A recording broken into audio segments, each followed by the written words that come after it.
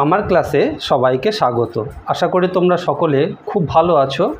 আজ আমরা ক্লাস 5-এর আমার গণিতের 180 থেকে 184 পৃষ্ঠা পর্যন্ত যে তথ্যগুলো আছে, এখানে অঙ্ক বলছি না, এখানে তথ্য বলছি, সেই তথ্যগুলো আমরা সুন্দর করে দেখব এবং তার থেকে আমরা একটি বিশেষ জিনিস শিখব। সেটি আমাদের খুবই প্রয়োজনীয়। তোমরা খুব মনোযোগ দিয়ে ভিডিওটি দেখো, তাহলে সমস্ত বিষয়টি বুঝতে পারবে। দেখো, এখানে পিক্টোগ্রাফ আছে। পিক্টোগ্রাফ মানে কি?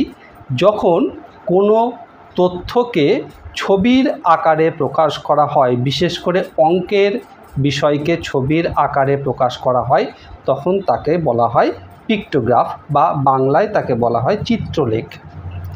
এখানে দেখো, সায়ন তার স্কুলের বন্ধুদের এক সপ্তাহের অনুপস্থিতির তালিকা নিচের ছবির মাধ্যমে তৈরি করেছে। দেখি এই ছবি থেকে সহজে সব তথ্য জানতে পারি নাকি। দেখো, এখানে একটি ইন্ডিকেশান দেওয়া হয়েছে যে কোনো ছবির ক্ষেত্রে, অর্থাৎ ছবির মাধ্যমে যখন তথ্য প্রকাশ করা হবে তখনই এরকম একটি ইন্ডিকেশান দিতে হবে। এখানে দেখো দেওয়া হয়েছে একটি এই রকম সূর্যের ছবি, তার মানে একজন ছাত্রছাত্রী। তো এখানে দেখো অনুপস্থিত ছাত্রছাত্রীর সংখ্যা সোমবার, এখানে বার আছে পরপর, সোম, মঙ্গল, বুধ, বৃহস্পতি, শুক্র, শনি।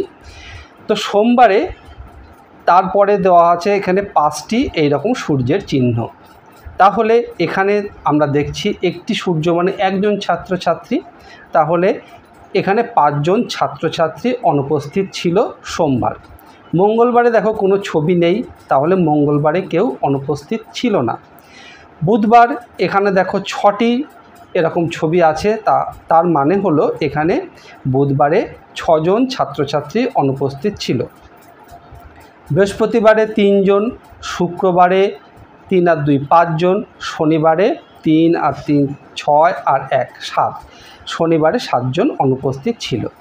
তাহলে এই ছবির মাধ্যমে আমরা যেটি জানতে পারলাম, সেটি এখানে কয়েকটি প্রশ্নের মাধ্যমে আমাদের কাছে জানতে চাওয়া হয়েছে। দেখো, কবে সবচেয়ে বেশি সংখ্যায় ছাত্রছাত্রী অনুপস্থিত ছিল? আমরা দেখতে পাচ্ছি শনিবারের দিন সবচেয়ে বেশি ছাত্রছাত্রী অনুপস্থিত ছিল, তার কারণ শনিবারে আমরা দেখছি 7 জন অনুপস্থিত ছিল। 2 নম্বরে দেখো, কবে সব ছাত্রছাত্রী স্কুলে এসেছিল? তাহলে আমরা কি করব? কোন বারে একটিও অনুপস্থিত ছিল না সেটি আমরা দেখতে পাচ্ছি মঙ্গলবার, তাহলে মঙ্গলবারে সব ছাত্রছাত্রী স্কুলে এসেছিল। 3 দাগে, কোন দুদিন অনুপস্থিত ছাত্রছাত্রীর সংখ্যা সমান? এখানে দেখো শুক্রবারে 5টা ছবি আছে, সোমবারও 5টা ছবি আছে, তাহলে সোমবারে 5 জন অনুপস্থিত ছিল আর শুক্রবারও 5 জন, তাহলে সোম ও শুক্র এই দুটি বারে ছাত্রছাত্রীর অনুপস্থিতির সংখ্যা সমান ছিল। তারপরে 4 দাগে, বুধবারে কতজন অনুপস্থিত ছিল? এখানে দেখো বুধবারে 3 আর 3 6 জন, বুধবারে 6 জন অনুপস্থিত ছিল। আমরা তাহলে এই তথ্য থেকে এই বিষয়গুলো, অর্থাৎ ছাত্রছাত্রীর অনুপস্থিতির বিষয়টি আমরা জানতে পারলাম। এরপরে 181 পৃষ্ঠায় দেখো, এখানে আরেকটি চিত্রলেখ বা পিক্টোগ্রাফ দেওয়া হয়েছে। এখানে কি বলা হয়েছে? কেকা সোমবার থেকে শুক্রবার পর্যন্ত প্রতিদিন কিছু কিছু মালা গেঁথেছে, সেই মালার সংখ্যা নিচে দেওয়া হলো। এখানে কি বলা হয়েছে? দেখো, একটি ফুলের ছবি সমান 2টি মালা। তো সোমবার, এখানে সোমবারে 1 2 3 4 5টি ফুলের ছবি আছে, তার মানে 10টি ফুলের মালা গেঁথেছিল। মঙ্গলবার 1 2 3 4 5 6, অর্থাৎ 6 দুগুণে 12টি মালা গেঁথেছিল। বুধবার 4টি ছবি আছে, তাহলে 4 দুগুণে 8টি মালা গেঁথেছিল। বৃহস্পতিবার 1 2 3 আর 3 6 1 7, 7টি ফুলের ছবি আছে, তার মানে 14টি মালা গেঁথেছিল। আর শুক্রবার 3টি ছবি আছে, তাহলে 3 দুগুণে 6টি মালা গেঁথেছিল। তাহলে এই পিক্টোগ্রাফ বা এই চিত্রলেখ দিয়ে আমরা জানতে পারলাম যে কেকা কোন কোন বারে কতগুলি মালা গেঁথেছিল। তারপর দেখো, এখানে কতগুলি প্রশ্ন দেওয়া হয়েছে। 1 নম্বরে, কেকা মঙ্গলবার কতগুলো মালা গেঁথেছে? এখানে দেখো মঙ্গলবারে 1 2 3 4 5 6টি ফুলের ছবি আছে, অর্থাৎ একটি ফুল মানে 2টি মালা, অর্থাৎ 12টি মালা গেঁথেছিল মঙ্গলবারে। তারপরে 2 নম্বরে দেখো কেকা কবে সবচেয়ে বেশি মালা গেঁথেছে, কতগুলো মালা গেঁথেছে। এখানে সবচেয়ে বেশি মালা গেঁথেছে বের করতে গেলে আমরা দেখতে পাচ্ছি বৃহস্পতিবার সবচেয়ে বেশি ফুলের ছবি আছে, অর্থাৎ 1 2 3 4 5 6 7টি ফুলের ছবি আছে, অর্থাৎ বৃহস্পতিবার সবচেয়ে বেশি মালা গেঁথেছে এবং 7 মানে 7 দুগুণে 14টি মালা গেঁথেছে। তারপর 3 দাগে কেকা কবে সবচেয়ে কম মালা গেঁথেছে।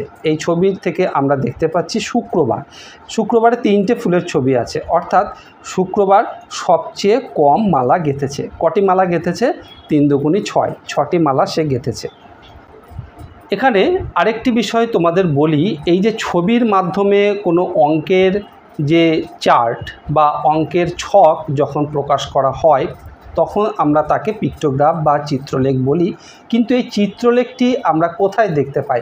তোমরা দেখবে কোনো পরিসংখ্যান যেখানে দেওয়া হয়, ভোটের সময় কত ভোটে জিতছে বা কে বেশি ভোট পেয়েছে, তারপর ধরো 3 বছর বা 5 বছরের একটি তুলনামূলক ছবি দেখানো হলো যে কোন বছর কত ছাত্রছাত্রী পাস করেছে, সেখানেও কিন্তু এই রকম ছবির মাধ্যমে আমরা সেই তথ্যগুলিকে তুলে ধরতে পারি। এই তথ্যগুলো বা এই চিত্রলেখ আমরা মূলত দেখতে পাই কোনো ম্যাগাজিনে অথবা টিভির পর্দায়। ছবির মাধ্যমে এই তথ্যগুলো দিলে বেশ আকর্ষণীয় হয় বলেই তথ্যগুলিকে ছবির মাধ্যমে প্রকাশ করা হয়। এরপর 182 পৃষ্ঠা। এই 182 পৃষ্ঠায় এখানে দেখো আরেকটি ছক দেওয়া হয়েছে। কি বলা হয়েছে? হুগলির রাজবলহাটে এক তাঁতের তৈরি 6 মাসের শাড়ির সংখ্যার চিত্রলেখ নিচে দেওয়া হলো। তাঁতের শাড়ি তৈরির সংখ্যা এখানে দেওয়া হয়েছে, আর এখানে মাস দেওয়া হয়েছে, আর এখানে যেটি বলা হয়েছে সেটি হলো একটি শাড়ির ছবি মানে 6টি শাড়ি। তাহলে জানুয়ারি মাসে দেখো 3টি শাড়ির ছবি, অর্থাৎ 3 6 18টি শাড়ি। ফেব্রুয়ারি মাসে 3টি আর এখানে একটি 4টি, তাহলে 4টি শাড়ির ছবি মানে 4 6 24টি। মার্চ মাসে 2টি শাড়ি, অর্থাৎ 6 দুগুণে 12, আর এখানে অর্ধেক, 6-এর অর্ধেক কত? 3, তাহলে মার্চ মাসে কটি শাড়ি? 12 আর 3 15টি শাড়ি। এপ্রিল মাসে 3টি ছবি আছে, অর্থাৎ 3 6 18টি শাড়ি। মে মাসে 3টি শাড়ি আর অর্ধেকটি, অর্থাৎ 3 6 18 আর 3 21টি শাড়ি তৈরি হয়েছে। জুন মাসে 2টি, অর্থাৎ 6 দুগুণে 12টি শাড়ি তৈরি হয়েছে। এবার কতগুলো প্রশ্ন এখানে তুলে ধরা হয়েছে। দেখো 1 দাগে কোন মাসে সবচেয়ে বেশি সংখ্যক তাঁতের শাড়ি তৈরি করেছিলেন? কোন মাসে সবচেয়ে বেশি? আমরা এই ছবির মধ্যে দেখতে পাচ্ছি ফেব্রুয়ারি মাসে সবচেয়ে বেশি। এখানে 4টি শাড়ির ছবি, অর্থাৎ 24টি শাড়ি তৈরি করেছিলেন। কোন মাসে সবচেয়ে কম সংখ্যক তাঁতের শাড়ি তৈরি করেছিলেন? ছবির মধ্যে আমরা দেখতে পাচ্ছি জুন মাসে সবচেয়ে কম সংখ্যক শাড়ি তৈরি করেছিলেন। এখানে 2টি ছবি আছে, অর্থাৎ 6 দুগুণে 12টি শাড়ি তৈরি করেছিলেন। 3 দাগে মার্চ মাসে কতগুলো তাঁতের শাড়ি তৈরি করেছিলেন? দেখো মার্চ মাসে 2টি আর এখানে অর্ধেকটি, অর্থাৎ 2টি শাড়ির ছবি মানে 12 আর 3 15টি, তাহলে মার্চ মাসে 15টি শাড়ি তৈরি করেছিলেন। এবার মে মাসে কতগুলো তাঁতের শাড়ি তৈরি করেছিলেন? মে মাসে দেখো 3টি শাড়ির ছবি আছে, অর্থাৎ 3 6 18টি, আর এখানে অর্ধেক 3, 18 আর 3 21, তাহলে মে মাসে 21টি তাঁতের শাড়ি তিনি তৈরি করেছিলেন। এখানে 3টি চিত্রলেখ তোমাদের কাছে তুলে ধরলাম এবং সেগুলিকে বুঝিয়ে দিলাম। আশা করি তোমরা খুব ভালোভাবে বুঝতে পেরেছ। এরপরেও দেখো 183 পৃষ্ঠা এবং 184 পৃষ্ঠাতেও এই রকম কতকগুলি চিত্রলেখ বা পিক্টোগ্রাফ আছে। তো তোমরা যদি আগের 3টি খুব সুন্দরভাবে মনোযোগ দিয়ে ভিডিওটি দেখো তাহলে তোমরা এই 3টে পিক্টোগ্রাফ সম্বন্ধে আর নতুন করে বলার দরকার হবে না, তোমরা নিজেরাই বুঝে নিতে পারবে এবং তার থেকে প্রশ্নগুলোর উত্তর দিতে পারবে। ভিডিওটি ভালো লাগলে অবশ্যই তোমার বন্ধুদের মধ্যে শেয়ার করে দিও, তাহলে তোমার বন্ধুরাও কিন্তু এর থেকে শিখতে পারবে। আর এই রকম ভিডিও আবারও পেতে চাইলে চ্যানেলটি অবশ্যই সাবস্ক্রাইব করে রেখো। খুব ভালো থেকো, দেখা হবে আবার পরের ভিডিওতে। ধন্যবাদ।